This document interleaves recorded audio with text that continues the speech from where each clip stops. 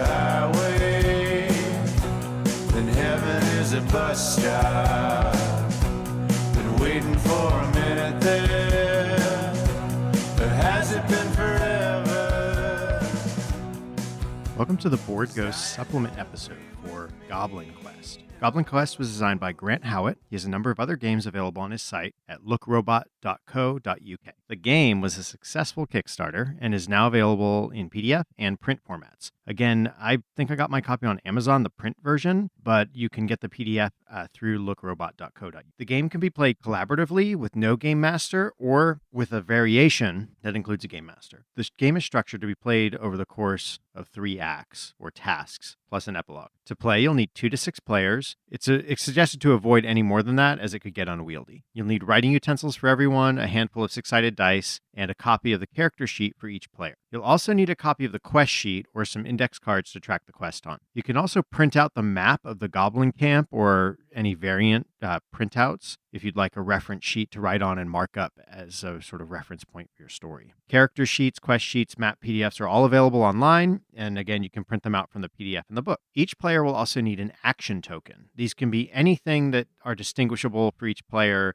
beads, poker chips, dice, shells, anything in various colors, 1 unique token per person. You may want a mug or bowl to hold these action tokens as you use them. So Grant Howitt has laid out some funny and fun world of this Goblin Camp and its denizens. So you go ahead and read through and get the flavor of this place, because you can call any of these sort of other races of people into your play. There are the hobgoblins, who are part elf, very boring, like the accountants of the Goblin Camp world. There are the orcs that are like goblin cousins, but gigantic and hyper-violent and super dumb. There are the bugbears, who are just like weaselly, gambling-obsessed thieves. And there are the wizards, the sort of not quite human, weird, otherworldly leaders of this whole camp. And there's just fun little places that they each inhabit and things that just make life difficult for the goblins. And of course, there's the goblins themselves and the whole backstory of their world. So the first thing you're going to do in the game is make your goblins. Each player is going to make a clutch of 5 goblins, starting by naming their clutch, which is akin to a surname or an honorific. And you write down what your clutch is good at. And lastly, a quirk of the clutch, like a physical quirk or something otherwise, like a tick that they have, just something that defines each one of your goblins in your clutch. Then you're going to list the dream of that clutch, what they aspire towards. This can be something silly in lofty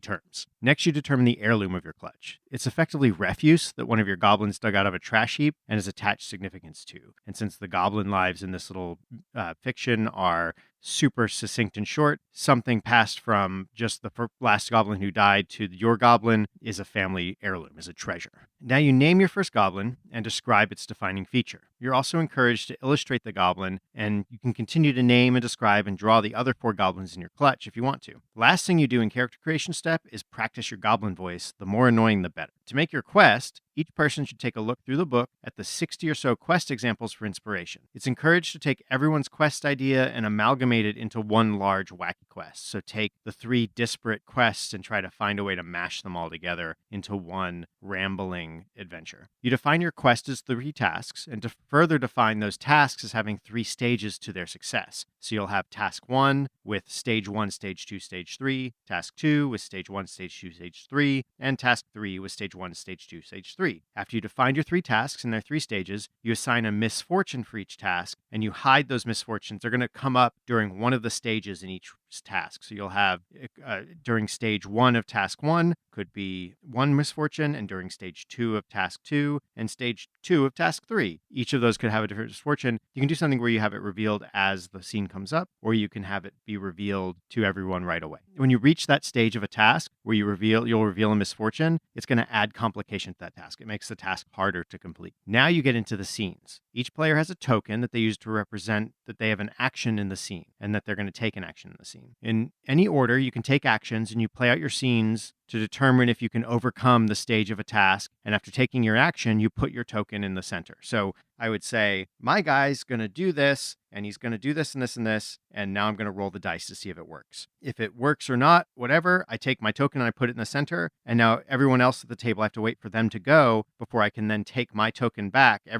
Once everyone's token's in the bowl, everyone takes their tokens back. So again, when all the players have used their token, you redistribute the tokens and continue playing scenes and taking actions. So to complete the stage of a task, you must accumulate a number of successes. In the first task, you need successes equal to the number of players minus 1. So in a 4-player game, you'll need 3 successes per stage. In the second task, you need successes equal to the number of players. So if in a 4-player game, you'll need 4 successes per stage of a task. And in the third task, you'll need successes equal to the number of players plus 1. So in a 4-player game, you'll need 5 successes per stage of that task. Additionally, when you reveal that misfortune, remember, you're going to add difficulty equal to the number of players rounded down. So again, you're in stage 2 of your third task, right? It's already going to 4 players. It's already going to take 5 successes to beat this stage. Flip that misfortune. Now it's going to take 4 cut in half, rounded down, which is 2 more. So it's going to take 7 successes to beat that stage. Much more difficult. So how do you actually attempt your tasks and get successes? You generate a pool of 6-sided die. You start with 1 for your goblin, and you add more die for every quirk, dream, expertise, heirloom, and defining feature that your goblin uses to try to complete the task. You roll those dice together, and for every 1 or 2 that you roll, your goblin's going to take a damage. Thing is, goblins can only take 2 damage, and then they're dead. For every 5 or 6 you roll, you check a victory off on your stage. So you want to accumulate 5s and 6s. You want to be rolling lots of die. But again, every 1 and 2 you roll, you're going to be killing your goblins off. But every 5 and 6 goes towards completing that stage of the task. If you roll a 3, that means something bad happens. If you roll a 4, that means something good happens. If you roll like 1 good thing, 1 bad thing, it errs towards good. If you roll 2 bad things and 1 good thing, it's a bad thing. If you roll 2 good things and 1 bad thing, it's a good. So the ties on good and bad things always go to good, but you're going to often get bad things. So when a bad thing happens, you explain what it is, like how that manifests in your scene, and the next goblin to take an action is going to get -1 on their rolls. If something good happens, you explain what that means in the scene and what occurs, what good thing happens, so that the next goblin to act is going to get a +1 on their action, on their rolls in their action. If you get victories or even complete that stage, you explain how you've gotten closer to your goal in completing that stage. If you're injured or die, explain how that happens too. So you kind of just let the dice tell you what the outcome is, and then you say story-wise, scene-wise, from what you set up leading into that action, how those things play out, what that means. When you die, you write your death down on that goblin and prepare your next goblin to enter the scene when you get your action back. Mixed results are common if you're rolling multiple die. It's possible to flag a victory and be injured or even killed. So you could succeed in your stage, but totally die in the course of doing it. You can get rerolls based on some choices you make as a playgroup during character creation. You can have like lucky ears or lucky thumbs or other mechanics that let you get to reroll once per goblin usually. Your new goblin, when your goblin has died, they get an extra die on their first roll as you describe how the death of their predecessor helps in their action. So there's always going to be a little bit of an advantage if you have lost a goblin. If all of your goblins die, you aren't out of the game. You pull in a more hardy denizen of the camp who doesn't die. They're simply exhausted and are out of that round until everyone is refreshed if they take damage enough to die. So you could play, like in our first story, we brought in a bugbear when someone died. So once you've completed 3 stages for all 3 tasks, so you've completed basically 9 stages in total, and within those 3 tasks total, you've completed your Goblin Quest. But if everyone's goblins die before you complete your 9th stage, before you complete the final stage in the 3rd task, then you abandon your quest. It is lost to time. You then move into the epilogue, where you take turns picking another player's goblin and describing the legacy they left and the whispered legends of the quest as remembered by the later generations of goblins. Again, which could be like next week, but in goblin terms, that's decades or centuries. So you basically take a turn saying, hey, you across the table, this is what the goblins say of your characters or one of your goblins in passing who completed or attempted this quest or died valiantly on this quest. So the game has a number of variations, rules for using a game master, alternate misfortunes, and a more dynamic rolling chart for outcomes where you can have heavier successes and more swingy, wild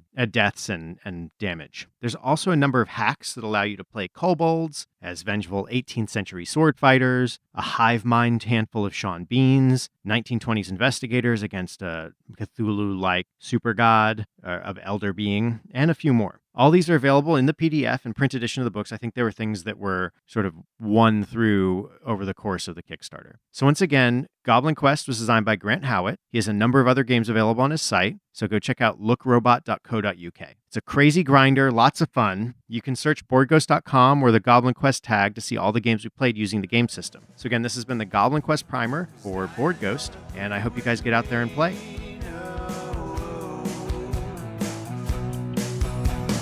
Dying don't agree with me.